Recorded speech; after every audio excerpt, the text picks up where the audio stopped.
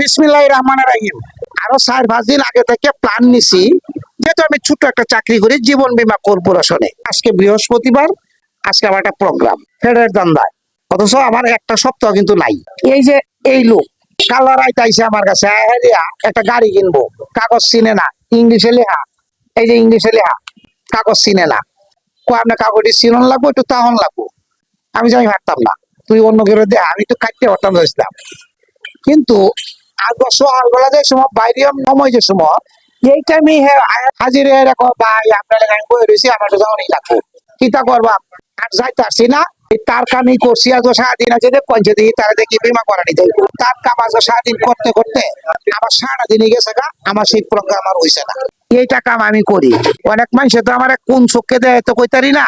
তো যাই হোক, আপনার কাছে আমার দাবি, যদি মনটা চায় তা আমার একটু দোয়া করুন, যে আর কিছু লাগতো না। ধন্যবাদ সকলকে, আসসালামু আলাইকুম।